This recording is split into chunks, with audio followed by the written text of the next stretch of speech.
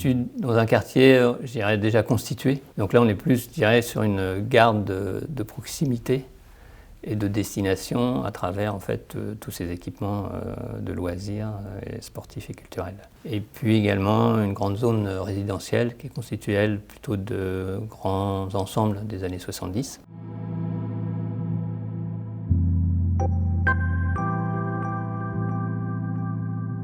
Notre point de départ, c'est finalement l'émergence qu'on peut voir ici de la gare, c'est-à-dire un volume assez simple. Et l'idée, c'était, à travers ce volume, c'était, comme on peut le voir ici, c'est donc essayer de soulever et incliner son toit pour lui donner une forme reconnaissable. À partir de là, c'est créer des excavations qui va permettre de mettre en relation, à travers ces percées, la gare avec son environnement, et puis de percer son toit pour faire entrer la lumière naturelle à l'intérieur. À partir de là, on arrive à avoir ce qu'on a appelé, nous, un monolithe excavé, une sorte de pierre sortie de terre, du sol.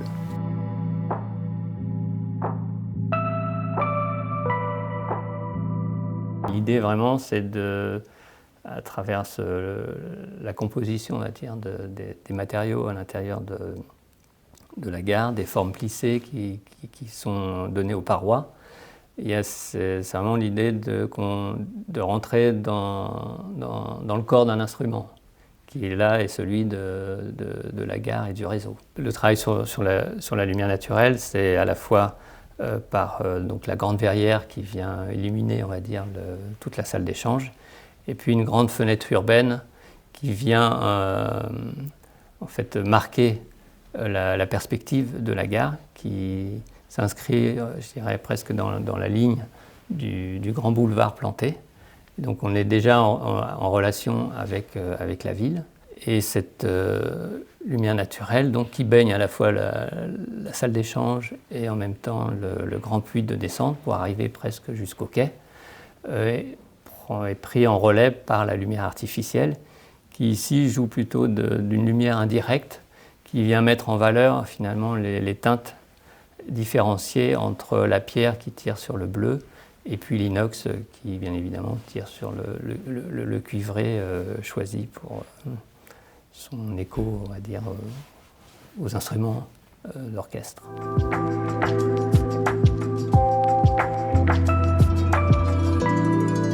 Naturellement, elle prend toute sa place à partir finalement de l'attractivité du quartier que représente Massy Opéra. Il y a ces lieux culturels, sportifs, de loisirs, de culte, une grande zone d'habitat.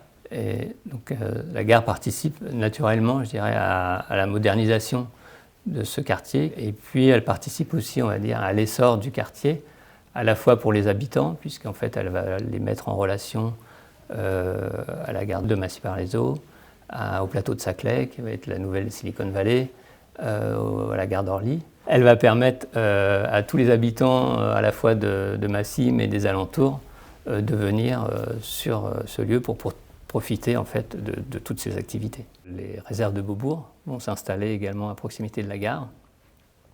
Et donc, à travers ce programme, va y avoir des manifestations culturelles donc ouvertes sur à la fois les habitants des environs, mais aussi ouvertes sur le quartier. Et donc ça va donner encore une dimension supplémentaire culturelle à ce lieu.